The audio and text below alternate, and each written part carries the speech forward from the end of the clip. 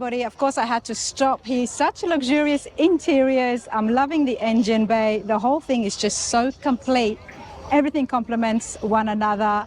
Let's have a chat with the owner here. We've got Mick, and who's built it or helped him build it. Jeff is here as well. How's it going, you two? Going great. Great. How are you enjoying yourself here at the Good Guys? Of course. Lots of nice cars. A lot of nice cars. You've bought something that is really unique in its own. What have you got here, Mick? Well, it's a 53 Pontiac Chieftain. We have 55 Oldsmobile headlights on it. All the chrome and stuff, it's original. It's all been replated. We got a custom-made radiator cover. The motor's out of a 2012 Camaro LS. Which LS is it? LS3.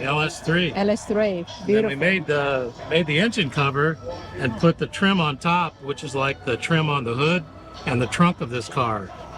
So we redid that. Beautiful. Let me just show everybody here. So our hood emblem here with the Pontiac head, Yeah. when we turn the lights on at night, that glows. Lights up as well. Yeah. Okay. Yeah. First of all, this is done beautifully.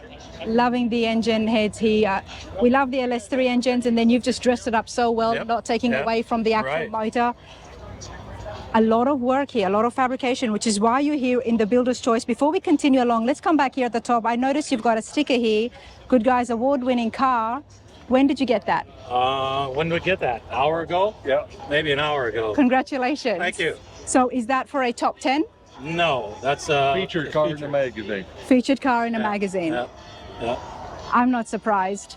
And as Mick was telling us before, this here, loving that it continues on over that LS3. The firewall, it's not just a flat firewall, there's a lot of work and The satin, yeah, we smoothed that all out, and then Jeff shot it with the satin clear. So actually these inner fenders on a stock Pontiac, they end right here, and we extended it so they went back to the firewall. Otherwise there would have been a big gap there. So we covered that up and made it flow into the firewall nice. What engine would it originally have had in 53? It would have had a flathead 8, Okay. straight 8. So they were real long. And what about, how bad was the condition of this car before you guys started working on it? Go on. That's the fun stuff. You got pictures? It had some rust. Some rust. Some rust, yeah. Were you able to use the stock chassis or? No, with the front suspension is an 84 G body, Okay. like a El Camino, and then the rest of the chassis is stock.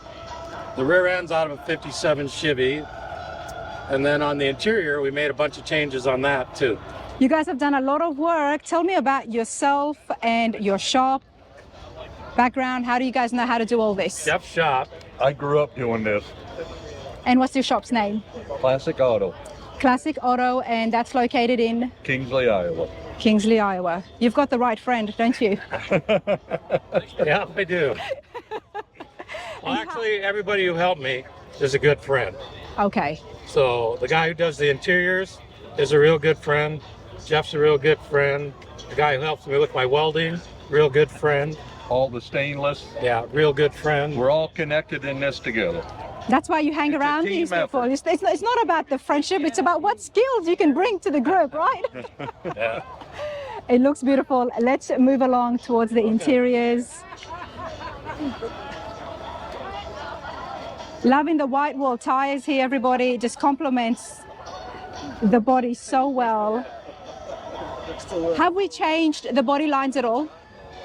The only thing we changed on the outside is the headlights. Yeah. 'Cause those are off the Oldsmobile, 55 Olds. And when we go back here, there was a big door here for the fuel. Okay. When we took that out, that pops out, the emblem pops out, and that's where the fuel tank is now. Oh, that's beautiful. So that unscrews, and that's where you put the gas in. Convenient and still a work of art. Yeah. Okay, so we've got door poppers here as well. Yep, yep. I'll open the door Go for you. it. Check out the interiors here, everybody. This is what I was talking about when I said it is absolutely luxurious. So the armrest is custom made. This is 59 Chevy Impala. The seats are out of a 65 T-Bird. And then the speaker grill in the back seat, that's a 65 Riviera. The console is out of a 64 Dodge Polara. The console, what about here? This looks like more machine work you've done. No, that's stock. That's stock Dodge. And then we made an insert for our gear indicator. Okay. It's a low car shifter. Well, I mean, the stock Dodge console just goes so well with what you've done there. It all on the blended hood. right in. It really did, didn't it? Yeah. Yep, all blended right in. And is this what stock would have been? That's what stock would have been. Okay. And then we found a guy for the radio because the dials are stacked. Instead of cutting a big hole in the dash, we found a guy that could take the guts out of the radio and convert it to AM, FM, Bluetooth. Nice. So we kept the stock look there. This is a 59 Chevy steering wheel. And a friend of mine machined this all in one piece with the bullet. Wow. And he also did all my Pontiac emblems for me.